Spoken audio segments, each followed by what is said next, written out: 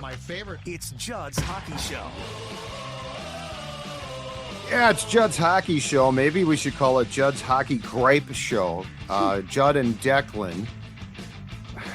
The Wild's coming off another terrible performance, a 6-2 loss to the Philadelphia Flyers, who are in rebuild mode, although they're off to a good start. They're now 4-2-1. They're undefeated at home, but nonetheless, troubling what we saw last night. Dex, the Wild has games tonight because we're recording this on a Friday. They're in Washington. Then they go to New Jersey before they come back home next week for a Sunday late afternoon game, if I am not mistaken. So I'm going to give you, so as we talk about the troubles here, and like this team defensively has just been so far after the 2-0 win against the Panthers on opening night, been awful. But I'm going to give you an interesting factoid about the similarities between the two starts last year and this year. Yep. Okay, so the Wild right now, 3-3-1. They have scored 26 goals. They have given up 30 goals. Now, remember, they started with a shutout. So they started really, really good. So they are a -4 in goal differential. A year ago, they started 3-3-1. They gave up 27 goals, or I'm sorry, they scored 27 goals. They gave up 31. So they are nearly identical to the exact same really rough start that they got off to a year ago. How do you feel about this, and how disturbing is it for you to see? Like, is Jared Spurgeon going to save the day, or does this team's defensive deficiencies, in your opinion, go beyond one player? Well, without a doubt, Jared Spurgeon's absence is being felt. That's clear. In terms of how concerned I am with this, I guess, team, not even just defense, but just team overall, it's probably even more concerning than I thought going into the preseason. I was probably the most, ironically enough, the most skeptical of you and even Jesse going into this season, that I thought a step back's probably in order here. Not in order, but probably most likely. And I think we're seeing that play out a little bit. There's been some bright spots for sure. And yeah, it was funny that you brought up those statistics, and I saw you tweet them out last night too, because at the end of the game, we must have been on the same wavelength, because I was like, you know what was their goal differential scored and allowed? Because this does feel like this exact same thing happened last year. And it obviously is playing out like it did. Now, how much of this is, Spurgeon just being out? And how much of this is, do they need more external help? Last year, it wasn't a defenseman they traded for. They traded for Ryan Reeves to get him a little bit more size and a little bit more of a jolt in the room. And that worked. That worked for them. Bill's never been afraid to make those type of trades. And I'm wondering if we're seeing the same story potentially playing out here, or is Bill going to be maybe a little bit more patient and try to see when Spurgeon comes back that if these warts try to fix themselves a little bit. Yeah, and here's the thing. So before they got Reeves, and I looked it up last night, I think it was later November of last season. It was just after Thanksgiving, right? Yeah. But if you recall, that team, so the Wild start last year, which again is damn near identical. That team didn't seem to have its mojo. Like, they were getting pushed around, it felt like, and they were lacking in any bravado. So last night's game starts with a staged fight between Maroon and Desjardins, right? Who actually played here a couple of years ago when the Wild got him from the Ducks. But the fact is, I don't feel like this team is lacking in like toughness. They're just not playing well, and the goaltending's not helping them. I saw since opening night, Gustafson's goals against average is 5-something. The goaltending's not helping them with key saves, but the defensive play in front of him is absolutely atrocious. Now, they do have Boldy hurt. They do have Gaudreau hurt. And Gaudreau, despite the fact he was struggling offensively, like, he is a very responsible defensive forward. They do have Spurgeon out. So, like, there are issues here. But here's my concern. So take away the excuses of, well, guys are hurt. This style of play that they're achieving right now, and yes, I'm being very sarcastic, this style of play is so against how Dean Evason wants to coach this team. Like, that's my question. And then, by the way, just to be very clear, I'm not calling for an immediate coaching change. But exactly. But this is in no way, shape, or form. Like, this is not they're trying something different. This is just breakdowns and terrible defensive plays. And I mean, Kirill. So The Wild was what, down 3-0 last night. Third period, they get to 3-2, and they've got chances to tie the game. And then Kirill's in neutral and just gives the puck away. Like, these are just dumb, bad mistakes that this team, if they are going to do anything, absolutely positively cannot afford. Yeah. Two things. The first thing with the Wild and Dean Evason's style, I mean, I would even go back, not whether it's Boudreau or Torts or whoever, they've never been a bad defensive team.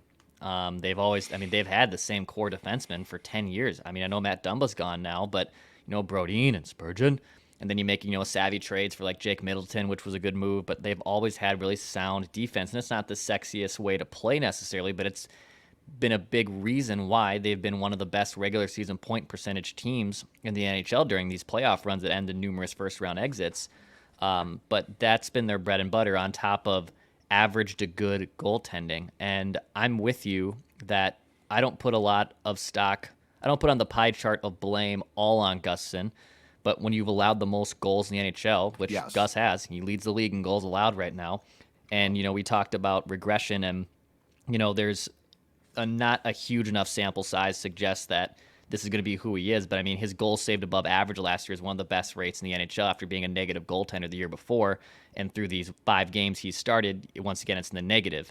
And you also have to look at maybe other situations where maybe Gus outperforms. So here's one for you that I'll give. So last year, Philip Gustafsson against on the power play. So when the other team obviously has the man advantage, Gustafsson saved 0.917% save percentage on power play shots, which is a very high number. Obviously, when you have the man advantage, you have the advantage that you're going to score. He allowed only 13 power play goals against 156 shots last year. That's pretty damn good. This year, he's already allowed 6 goals on 24 shots on the man advantage. Now, again, your goaltender's got to be your best penalty killer, right? Like, these are situations where it is on the goaltender. The goaltending has to be better because he's already half the amount of power play goals he's allowed all of last season. And this is where you have to kind of marry sometimes eye test, analytics, and all that stuff that I've talked to you about before. But in general, they're just not playing a sound defensive game, and there's certainly not enough mojo here on the offensive side for them to play this type of street hockey. Like, it'd be one thing if they had a lot of different, depths of scoring, those Avs teams and Stars teams before they got everything kind of figured out. They could play that style where they could play a 5-4 type of game night in and night out. The Wild are not built to win 5-4, 6-5 type of games. That's not how they're going to win games. No, they can't give up 6 goals. No. So I feel like the Edmonton win at the X a couple of nights ago, Tuesday night, I feel like it rope-a-doped us a bit too, Dex, because, they won the game, they scored a bunch of goals, but the reality is Edmonton right now is playing atrocious. I think that if you handicap coaching changes, I think that they might make a coaching change fairly quickly. But they are playing, the Oilers defensively are just a train wreck. And so I feel like that comeback win covered up the warts of the fact that you fell behind a few times in that game at home, and again had breakdowns. I'm with you too. I am not going to absolve Gustafsson and Fleury, but the problem does run deeper than them. And so they're not making key saves, but they're also being hung out to dry at times. And I looked last night and, Philadelphia is got off to a good start last year, where they were atrocious after that. But they're off to a good start this year. They've got some up and coming players, including Brink, who I believe if I'm not mistaken, is a former skipper, if I'm not wrong about that, and then played college hockey at Denver. But anyway, another interesting thing from the box score last night was Brodin and Faber were a -2 each. And I just don't, and Brock I'll defend him a lot because, as we discussed with Jesse, he's being asked to do a lot of things that like Spurgeon would be asked to do, and he is a rookie. But, just overall, something feels off here. And a year ago, I think it was very clear that the Wild's mojo and swagger was completely lacking because, in part, they not only needed a guy like Reeves on the ice, but his personality was actually far more instrumental in the locker room. I don't know that's the case now. And so I guess that's where I'm curious when Boldy and Spurgeon return, Goudreau, I'm not going to throw in that group because that's not fair to him. But when they return, does that like is Spurgeon that important as the captain? And clearly he's a very good player.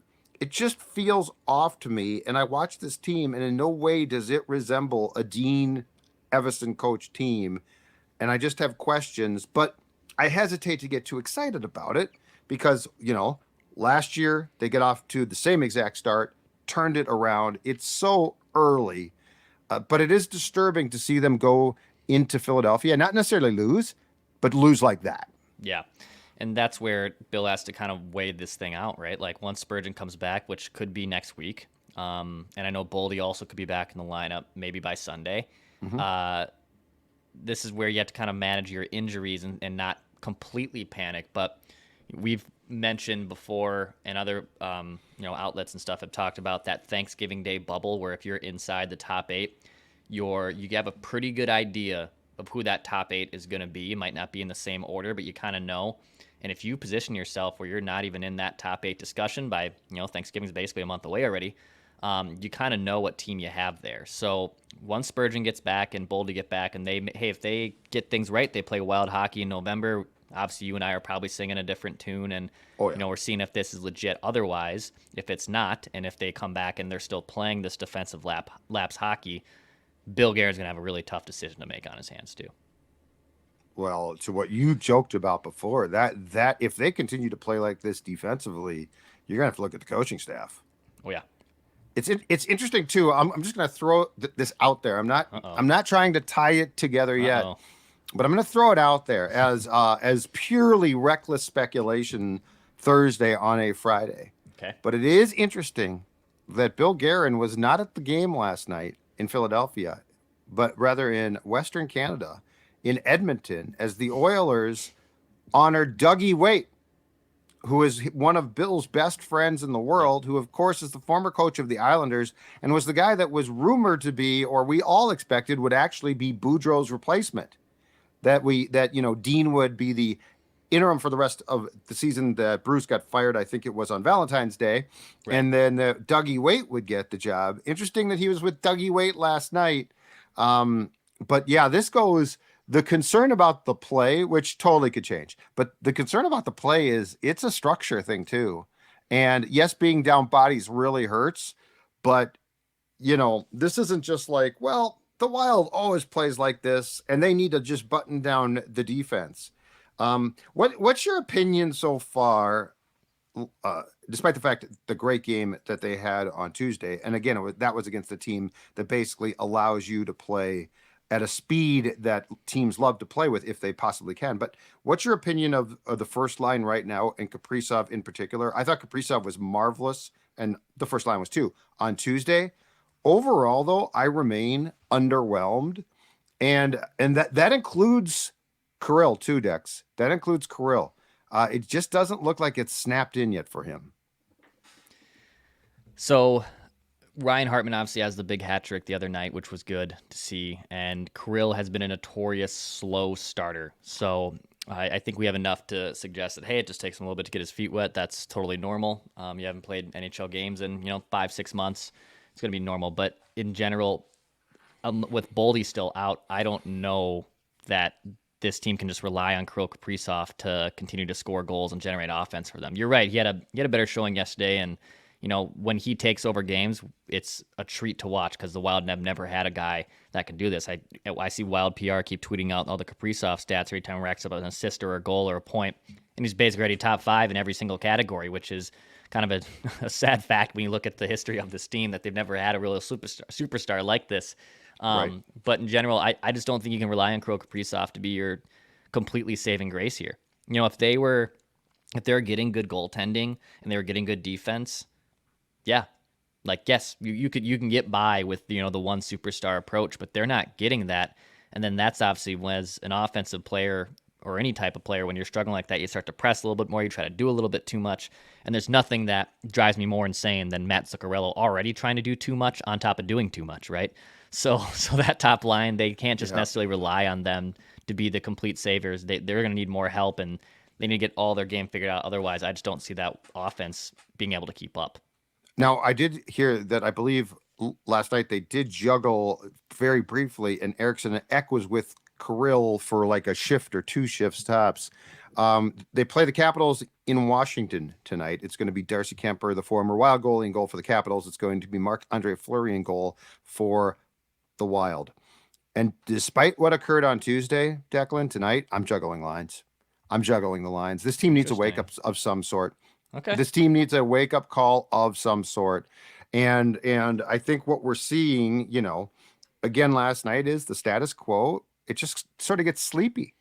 It just sort of gets sleepy. And Kirill needs a jolt. I mean, I'm sorry, but that neutral zone after the Wild had pulled within one, that neutral zone turnover was a killer. It was an absolute killer. It would have been nice if Gus had made the save, but you still can't turn the puck over in that situation, especially when you have a letter.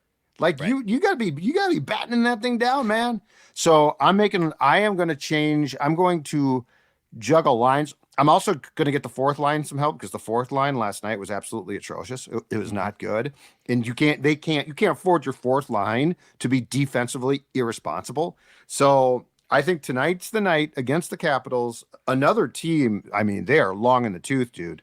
They are. This is now Ovechkin's drive to break Gretzky's goal scoring record. Like that's what the Capitals have going for them. Yep. And so I am juggling lines tonight. Dean, you got to do something, man. Like you can't just sit here and watch this stuff, and you can't just have this blind faith that it's going to be fine. This team needs a jolt. I'm jolting this team with a line, with lineup combination, line changes, and I'm with you. I'm taking 36 away from 97 for at least a game. This whole thing that they fall into, this trap, drives me absolutely crazy at times. It's great when it works, but they always overdo it. Yeah, they did. It just gets way too pass happy, and yeah, I mean, if you get and look, you're playing on the second night of a back to back, like you're on the road, you're not going to be favored to win by any means. But if this is another like ugly game, and I know they made it a 1-goal appearance in the third period at one point, but like let's be honest, they were chasing that game for 50 of the 60 minutes. If it looks like that again, you're going to have to make drastic changes in the lineup. I mean, I don't know if that's even healthy scratching people, but you're going to have to make drastic lineup changes. You can't just keep running it out there and saying, "Well, look, what do you do defensively? Just play guys that you bring up." I think Addison probably would get scratched. Well, he's always the first guy. Yeah, I mean, he's the first domino to fall, so he'll get scratched for sure. He'll get scratched. Yeah. But yeah, they'd have to make some offensive changes as well. Yeah, and I'm not quite sure Johnny Merrill can play anymore. Yeah. So No, too bad. not Seems at all, like a great guy. Great guy. Seems like a great guy. All right. I'm sure we'll be back in the coming days with another edition of Judd's Hockey Show. 2 games left on this trip. Hopefully it's going well so that when we talk to you early next week, we could talk about a team that is give us some positives to speak of. But until then, Declan, why don't you tell the fans of JHS exactly what they need to know to live the rest of their lives in the harmony that they so desire? That's right. Hit the subscribe button for Daily Minnesota Sports Entertainment. This is Judd's Hockey Show and Pass Shoot Score. You too, Wild. Pass Shoot Score.